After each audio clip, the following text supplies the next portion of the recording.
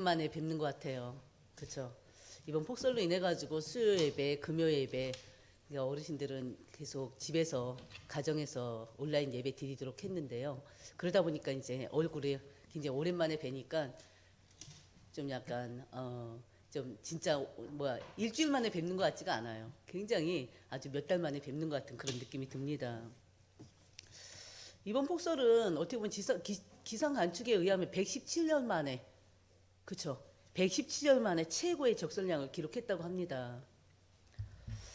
이 폭설로 인해서 건물들이 붕괴되기도 했었고요. 또 재산이나 인명 피해 등이 또 있기도 했었습니다. 엄청난 피해들이 또 많이 있었어요. 어떻게 여러분 가정에서는 특별한 이 눈 피해는 없었겠죠? 뭐 보고된 것도 없고. 왜냐하면 우리 그러니까 아는 분들, 지인들의 이제 사정을 보니까는 뭐 비닐하우스 농장하는 분들은 비닐하우스가 완전히 무너지기도 했었고 또 어떤 곳은 또 건물이 그러니까는 뭐 또 무너지기도 했었고 이런 것들을 계속 이제 어제도 또 소식도 듣고 막 그랬었는데 안타까운 그런 소식들을 많이 듣게 되더라고요. 그래서 여러분들이 항상 한번 주변을 돌아보시면서 또 위로하실 분들 위로하시고 또 사랑을 이렇게 나누셨으면 합니다. 우리 계속적으로 요한복음 15장 말씀을 나누고 있습니다. 예수님은 십자가 고난과 죽음을 앞둔 상태예요. 마지막 만찬을 통해서 제자들과 계속적으로 대화를 하고 있습니다. 그리고 그 제자들에게 계속 가르치고 있어요. 그리고 또 그 제자들에게 미래에 일어날 고난과 또 박해를 경고하고 계시기도 합니다. 그러면서 그 제자들의 믿음을 격려하셔요. 예수님께서 잡히시는 그날 밤까지 계속적으로 제자 훈련을 계속 하실 것입니다. 우리가 지금 14장부터 계속 그 다음 날이면 했는데 그 다음 날이 지금 몇 장 계속되고 있죠. 왜? 마지막 날까지 예수님께서는 제자들을 훈련하시는 거예요.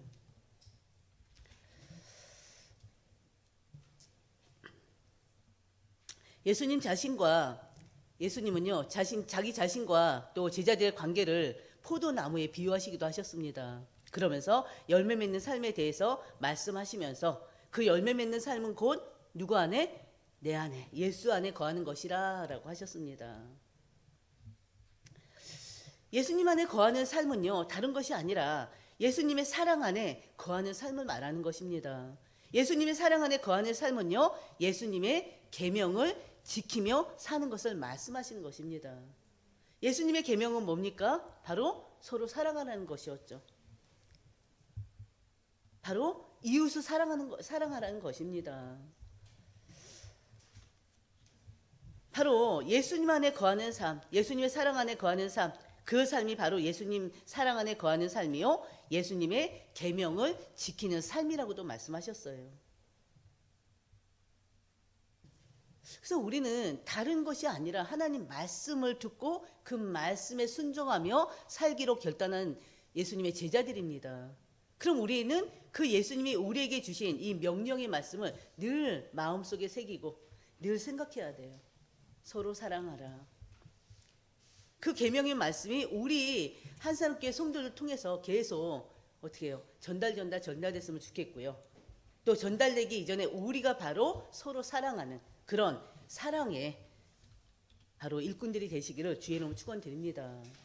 바로 서로 사랑하는 것은 이웃을 사랑하는 것인데 그 사랑은 바로 이웃이 누굽니까? 우리 함께하는 우리 성도들 아닙니까? 우리 가족들 아닙니까? 그리고 아직까지 복음을 알지 못하고 복음을 받지 못한 저 배신자 현장에 있는 사람들 아닙니까? 나 외에 모든 사람이 바로 이웃이에요. 그들을 다 사랑하라는 거예요. 너는 어째서 안 되고 쟤는 이래서 안 되고 저 사람은 요래서 안 되고 이거는 어디까지나 우리의 잘못된 판단입니다. 그렇기 때문에 우리도 스스로가 판단하지 마시고요. 절대 정죄하지 마시고요. 모든 이들 수용하고 사랑하고 품을 수 있는 그런 예수님의 제자들이 되라는 것입니다. 그래서 우리 한사람교회 성도들이 먼저 그 사랑을 늘 이렇게 간직하고 있었으면 좋겠어요. 그 사랑하라는 그 말씀을 늘 간직하고 그 사랑의 바로 대사들이 됐으면 좋겠습니다.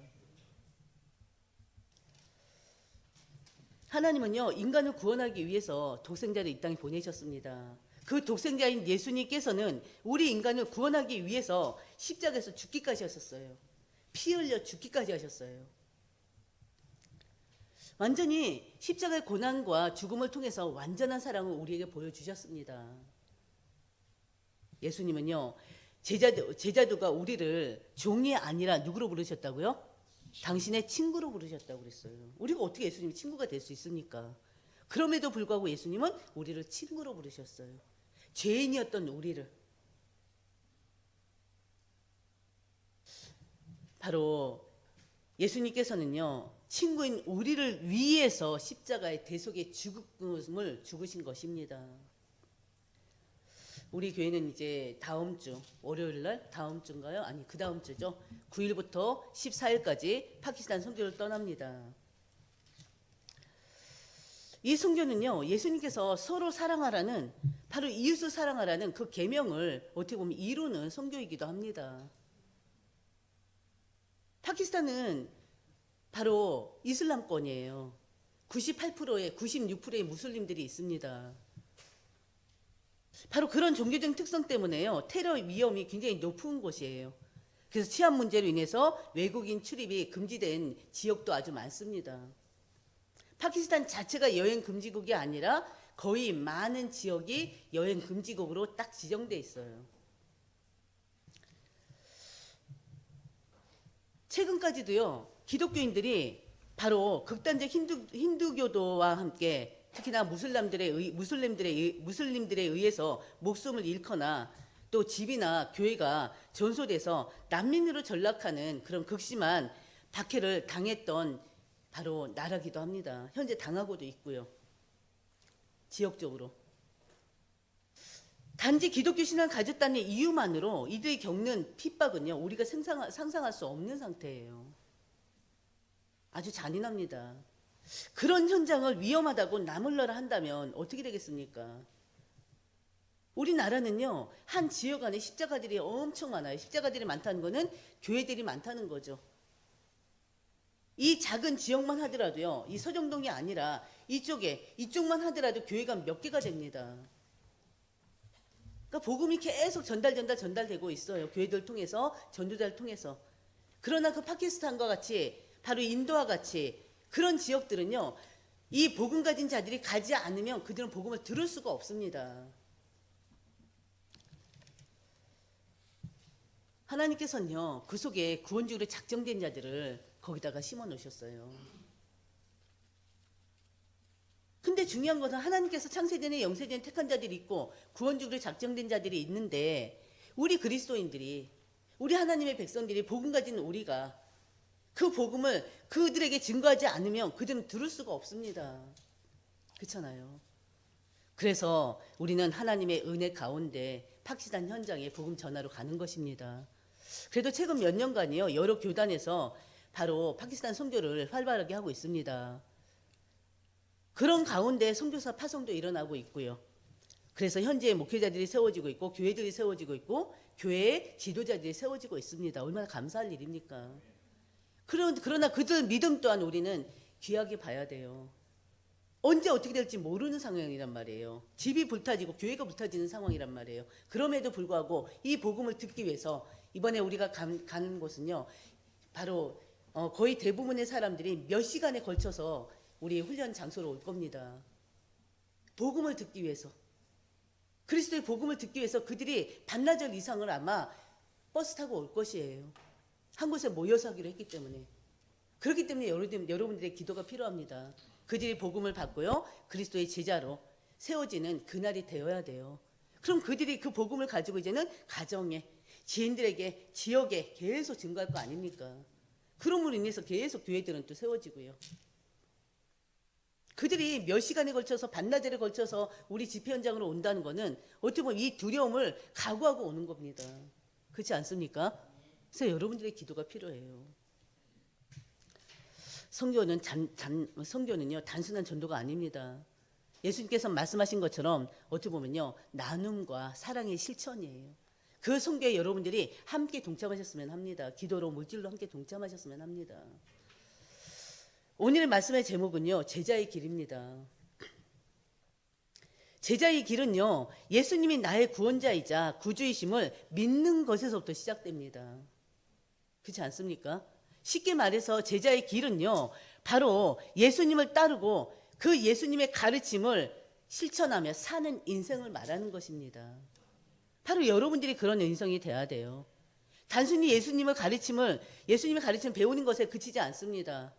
그 예수님의 가르침을 자신의 삶에 적용하는 거예요.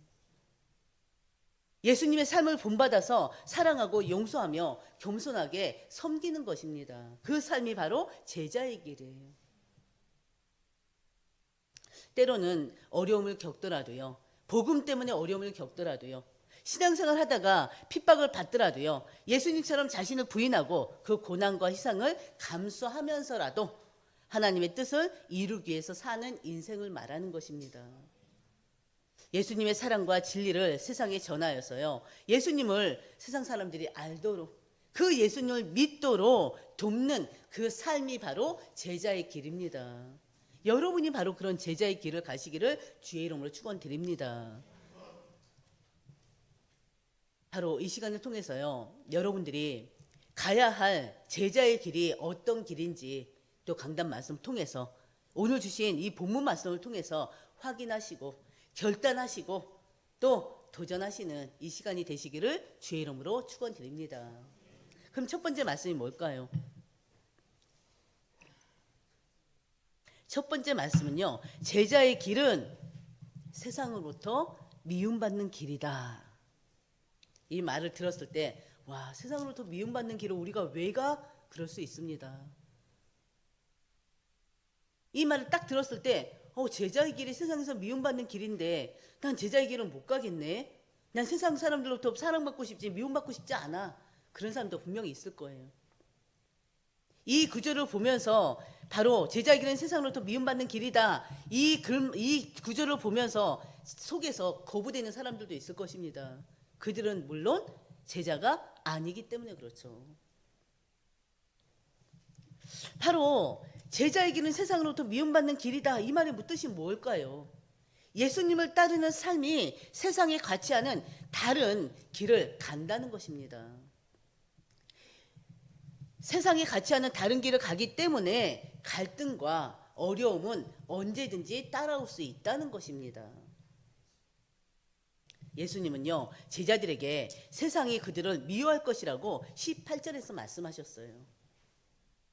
18절을 보면요, 세상이 너희를 미워하면 너희보다 먼저 나를 미워할 줄 알라 그러셨어요.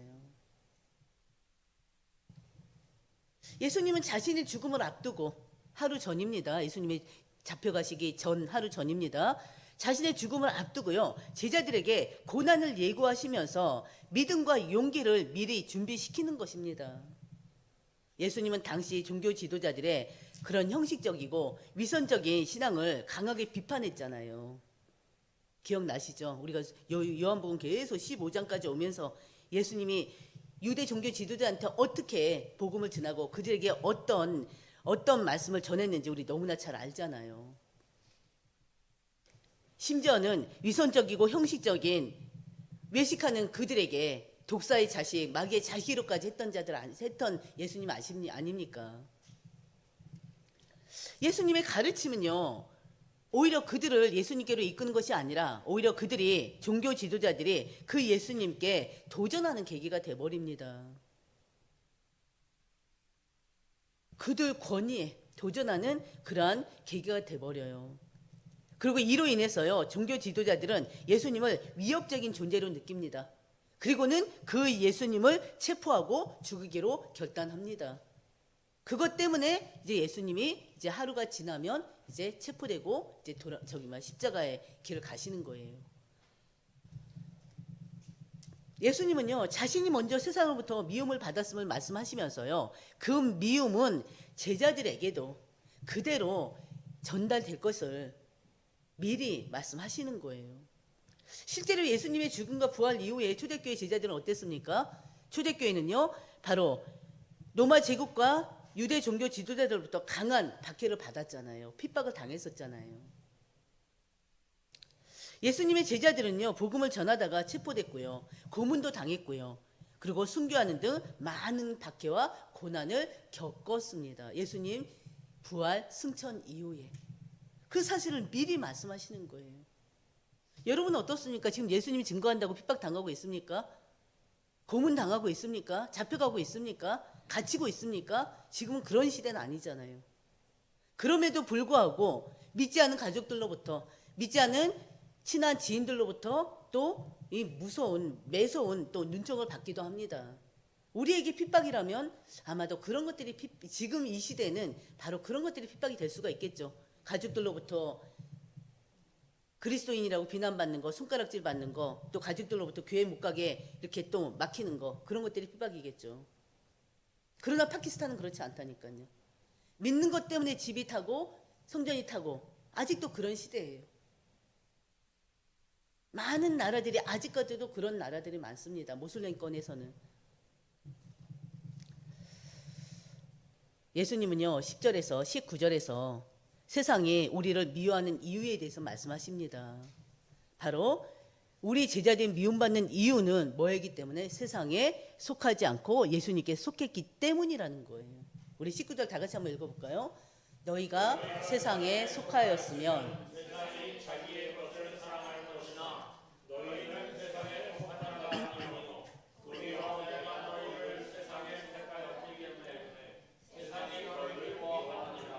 아멘. 세상에 속한 자는 어떤 자일까요? 세상에 속한 자는요, 세상의 가치와 기준으로 세상의 지배를 받는 자를 말하는 것입니다.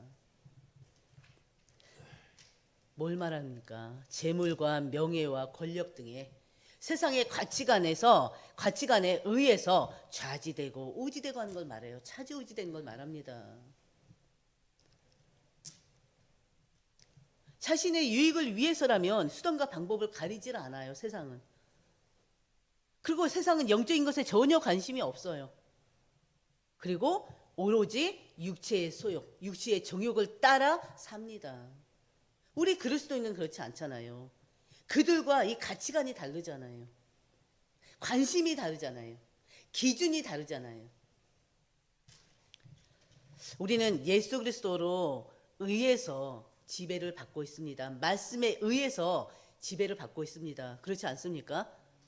여러분들이 예수 그리스도에 의한, 말씀에 의한 바로 지배를 받아야 돼요. 세상 사람들과 똑같이 육신의 정욕 따라 살면 안 됩니다. 육체의 소욕 따라 살면 안 됩니다. 그게 바로 결국에는요 사단에 속는 거예요. 결국엔 그 삶은요 멸망의 길입니다. 복음과 전혀 상관없이 그리스도인이라고 하면서 교회 종교 지도자들이라고 하면서 육체의 소욕을 따고 육신의 정욕을 따라 사는 인생은요 하나님께서 벌하십니다. 멸망의 길을 가는 것입니다. 우리는 영적인 것, 영원한 것을 위해서 살아가야 됩니다. 여러분요 하나님께 택함받은 자들이잖아요. 왜 택함받았습니까? 구별, 세상 사람들과 세상과 구별된 삶을 살라고 하나님 택하시지 않았습니까? 거룩한 하나님의 백성들이잖아요. 구별된 거룩한 하나님의 백성들이잖아요. 그러면은 하나님의 원하시는 삶을 살아야 되지 않습니까? 말씀에 의지해서 말씀이 가라 하면 가고 말씀이 서라 하면 서고 오로지 말씀에 순종하는 삶을 살아야 되잖아요. 그렇기 때문에 세상 사람들이 우리 그리스도인들을 싫어하는 거예요. 지금 파키스탄 전도만 하도록 그렇지 않습니까? 세상 사람들 이해 못해요. 아니 거기를 왜 많은 나라들이 있는데 왜 하필이면 거기를 가냐고 이해하지 못해요. 그러나 우리는 그런 나라일수록 더 복음 가지고 가야 돼요. 이 자체도 다른 거예요. 그렇지 않습니까? 마가복음 10장 22절을 보면요. 너희가 내 이름을 인하여 모든 사람에게 미움을 받을 것이라고 예수님 말씀하셨어요. 예수님의 이름으로 인해서 미움을 받을 것이다. 누구로부터? 세상 사람들로부터. 세상으로부터. 그러나 끝까지 견디는 자는 구원을 얻을 것이라 말씀하셨습니다. 우리는 세상에 살지만 빌립보서 3장 20절 말씀처럼 우리의 시민권은 하늘에 있어요. 우리는 이미 구원받은 하나님 백성으로서 하나님 나라의 시민입니다. 하나님 나라 시민이에요. 하나님 나라의 백성은요, 세상에서 성공과 인정이 목표가 아니에요. 여러분 아직도 목표가 성공입니까? 여러분의 목표가 아직까지 세상으로부터 존경받고 인정받는 것입니까? 아니, 물론 세상 살려부터 인정받아야죠. 존경받아야죠. 미움받는 것보다 존경받고 인정받음을 통해서 복음을 증거하는 또 통로가 되기 때문에, 그러나 그게 우선은 아니라는 거예요. 성공해야죠. 그렇지 않습니까? 자리도 있으면 좋죠. 명예도 있으면 좋죠. 왜? 그것들이 또 그렇지 못한 사람들보다는 복음을 더 전하기에 유익하니까. 그러나 우선 순위를 얘기하는 거예요. 하나님보다 더, 말씀보다 더, 예수 그리스도보다 더, 복음보다 더 사랑하는 걸 얘기하는 것입니다. 하나님 나라의 백성은요, 세상에서의 성공과 인정이 목표가 되면 안 됩니다. 하나님께서 기뻐하시는 삶을 사는 것이 목표가 되어야 돼요. 그래서 세상에 믿지 않는 자들이 여러분들 미워하는 것입니다.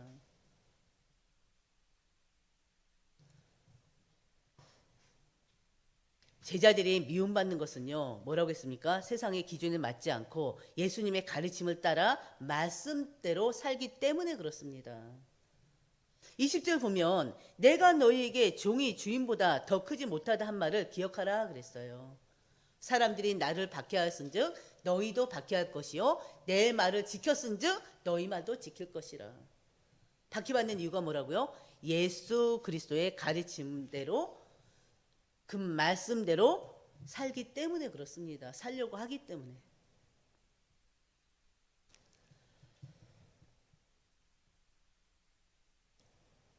바로 한마디로 세상과 다른 길을 걷기 때문에 세상이 우리를 미워하는 거예요. 같이 놀아주고 따르라, 부어라, 마셔라 해야 되는데 우리는 그거를 별로 좋아하지 않잖아요. 그건 거룩한 행실이 아니잖아요. 같이 남을 욕하고 시기하고 질투하고 염려하고 근심하고 걱정하고 그래야 되는데 우리는 최대한 그러지 않으려고 노력하잖아요. 특히나 우리는 십계명의 말씀처럼 십계명의 말씀을 항상 기억하면서 그대로 살려고 노력하잖아요. 그러니까는 그들이 싫은 거예요. 함께 다른 사람 막 비방하고 욕할 때 재밌는데 우리는 가능하면 안 하려고 하기 때문에, 그 자리에 속하지 않으려고 하기 때문에, 악한 자리에 있지 않으려고 하기 때문에, 비방하는 자리에 안 있으려고 하기 때문에 바로 세상 사람들이 우리를 싫어한다는 것입니다. 제자들이 미움을 받는 것은요, 예수님의 이름으로 살아가기 때문에 그렇습니다. 21절. 그러나 사람들이 내 이름으로 말미암아 이 모든 일을 너희에게 하리니 이는 나를 보내신 이를 알지 못함이라. 예수님을 십자가에 못 박고 믿는 자를 핍박하는 것은요, 근본적으로 하나님에 대한 이해가 부족하기 때문에 그렇습니다. 구원의 진리에 대해서 무지한 결과라는 것입니다. 그러나 예수님께서는요, 십자가에서 죽으시고 다시 사는 그 일이 있은 후에는 몰라서 그리했다고 자기 죄를 핑계할 수 없다고 말씀하셔요. 마태복음 5장 11절 12절 보면요, 예수님 베드로가 마태복음 5장 11절 12절 보면요, 예수님의 이름을 전하고 그분을 따를 때 세상의 미움을 받지만, 보세요, 나로 말미암아 너희를 욕하고 박해하고 거짓으로 너희를 거슬러 모든 악한 말을 할 때에는 너희에게 복이 있나니 기뻐하고 즐거워하라, 하늘에서 너희 상이 큼이라 그랬어요. 너희 전에 있던 선지자들도 이같이 박해하였느니라 그랬습니다. 무슨 말입니까? 바로 예수님의 이름을 전하고 그분을 따를 때는 세상의 미움을 받지만 그 미움을 통해서는 오히려 우리에게는 하나님께 영광을 드러내는 길이라는 거예요. 한편으로는 그것이 바로 복음 전할 기회가 된다는 것입니다. 너희 전에 있던 선지자들도 이같이 박해를 받았다고 말씀하십니다. 두 번째 우리가 나눠야 될 말씀은요, 제자의 길은 세상 속에서 하나님의 진리를 드러내는 길이라는 것입니다. 마가복음 4장 22절 보면요, 드러내려 하지 않고는 숨긴 것이 없고 나타내려 하지 않고는 감춘 것이 없다고 그랬어요. 드러내려 하지 않고는 숨긴 것이 없고 나타내려 하지 않고는 감춘 것이 없느니라. 무슨 말입니까? 때가 되면 하나님의 진리와 뜻은 결국에 다 드러날 것을 말씀하고 계셔요. 예수님의 말씀과 사역이 세상에 죄를 드러내셨다고 22절 말씀하고 계십니다. 22절 보면요. 내가 와서 그들에게 말하지 아니하였더라면, 뭘 말하지 아니하였더라면, 하나님의 일을, 천국의 복음을, 이 율법의 말씀을 말하지 아니하였더라면 죄가 없으려니와 지금은 그 죄를 핑계할 수 없느니라. 유대 지도자들은요, 자신들이 율법을 철저히 지킨다고 믿고 있었잖아요. 그러나 예수님 뭐라고 그랬어요? 그 위선과 잘못된 율법 해석을 폭로하셨단 말이에요. 그러다 보니까 그들에게 적대감만 더욱 부추기는 길이 됐습니다. 예수님은요, 기적과 말씀으로 하나님의 존재와 사랑과 구원의 길을 또 전하기도 하셨고 직접 증명하기도 하셨습니다. 그래서 유대 종교자들은요, 그 예수님의 그 말씀을 직접 듣고 그 말씀을 통해서 기적을 보면서도 그 예수님을 받아들이지 않고 거부했죠. 그러면서 더욱 죄만 더해졌습니다. 세상은요, 자신들의 죄가 드러남으로 미워하고 거부하는 것입니다. 예수님 말씀이 전해지면 전해질수록 이 세상에 죄가 드러날 수밖에 없어요. 그렇지 않습니까? 바로 세상은 자신들의 죄가 드러남으로 미워하고 누구를요? 그리스도인들을 미워하고 그리고 그 그리스도인들을 거부하는 것입니다. 23절 24절이 그래요. 나를 미워하는 자는 또 내 아버지를 미워하느니라.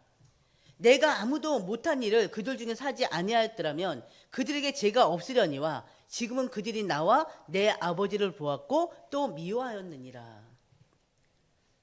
유대 종교 지도자들은 하나님 섬긴다고 주장한다니까요. 그런데 정작은 하나님의 아들을 미워했습니다. 그렇다는 건 바로 뭐예요? 곧 하나님을 거부하는 것이에요.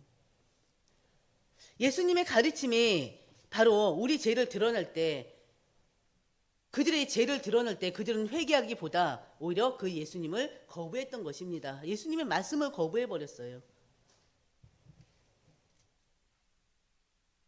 바로 예수님의 말씀과 사역을 통해서 예수님 자신이 자신의 신성을, 자신이 하나님임을 계속 증명했단 말이에요.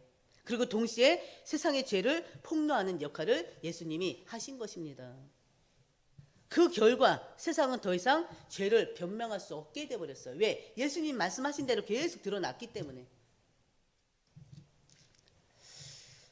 예수님에 대한 세상의 미움은요, 이미 예언된 일이었습니다. 바로 시편 35편 19절, 69편 4절에 나와 있는 말씀이에요. 바로 25절이 바로 이 시편 35편의 19절하고 바로 69편의 4절 말씀을 예언한 성취된 말씀을 말하는 것입니다. 25절 한번 다 같이 볼까요? 그러나 이는 그들의 율법에 기록된 바 그들이 이유 없이 나를 미워하였다 한 말을 응하게 하려 함이라. 이유 없이 예수님을 미워하도록 만들었어요. 예언하신 대로 이유 없이 죄도 없는 그 예수님을 미워하고 있습니다. 시편 39편 5편 19절 보면요. 부당하게 나의 원수된 자가 나로 말미암아 기뻐하지 못하게 하시며 까닭없이 나를 미워하는 자들이 서로 눈짓하지 못하게 하소서 그랬어요. 다윗의 고백입니다. 그리고 또 시편 19편 4절에도요. 같이 볼까요? 까닭없이 나를 미워하는 자가 나의 머리털보다 많고 부당하게 나의 원수가 되어 나를 끊으려 하는 자가 강하였으니 내가 빼앗지 아니한 것도 물어주게 되었나이다. 아멘. 이 두 말씀 다 다윗이요. 아무 죄도 없는데 이유도 없이 사람들에게 미움을 받고 있다는 것입니다. 그 자신의 억울함을 하나님 앞에 호소하는 말씀이에요. 마찬가지로 장차 오실 예수님도 죄가 없으나 세상으로부터 미움을 받으셨다는 것입니다. 근데 중요한 것은 하나님의 말씀을 이루는 것이에요. 그 말씀 성취의 예언의 성취인 것입니다. 그래서 제자들이 하나님의 진리를 드러낼 때요, 세상은 죄를 깨닫게 됩니다. 사도행전 2장에서 36절 38절 보면요, 베드로가 유대인들에게 향해서 한 얘기가 있어요. 너희가 십자가에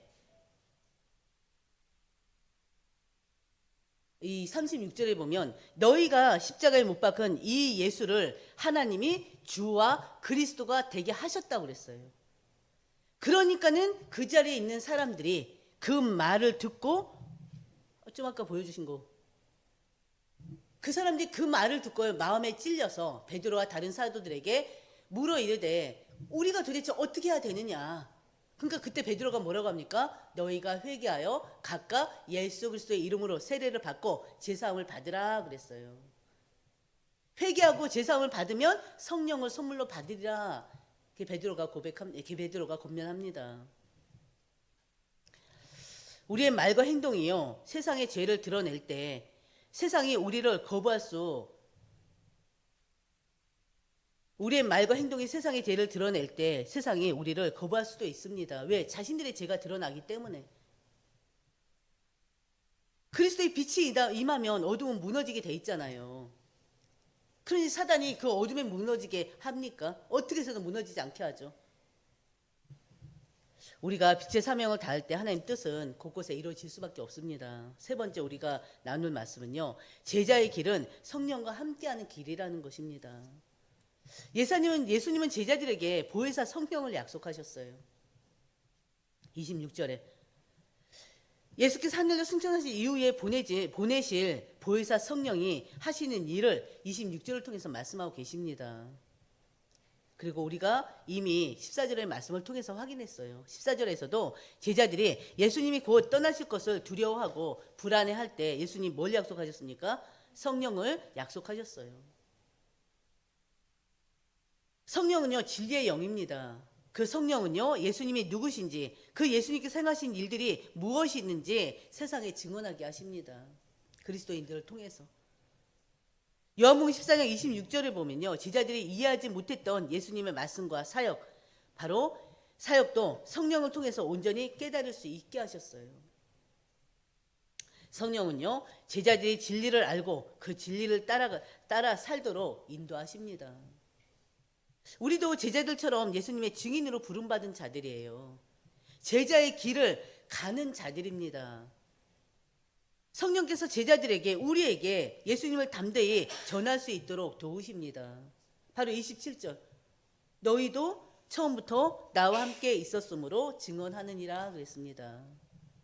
바로 제자들은요 예수님의 삶과 사역을 목격한 증인들이에요. 그 증인들이 성령의 도움으로 세상에 복음을 전할 사명을 받은 것입니다. 바로 제자들의 증언은요 그들이 예수님의 삶과 그 예수님의 사역을 직접 목격했기 때문에 더 확실하게 전할 수가 있습니다. 그들의 증언은요 성령의 증언과 결합되어 있어요. 성령께서 그들 안에 그들과 함께 바로 예수 그리스도의 복음을 증언하게 하십니다. 제자의 길은요 성령과 함께 예수님을 증언하며 그 길을 통해서 하나님의 나라를 확장해 나가는 길입니다. 사도행전 1장 8절이 뭡니까? 성령이 너희에게 임하시면 너희가 권능을 받고 예루살렘과 유대와 사마리아와 땅끝까지 이르러 내 증인이 되리라 하신다 그랬잖아요. 성령이 우리 안에서 우리와 함께 바로 우리를 통해서 바로 땅끝까지 복음의 증거되게 할 것이고요. 성령께서 우리를 복음의 증인으로 세울 것입니다. 여러분들이 바로 그런 복음의 증인이 되시기를 주의 이름으로 축원드립니다.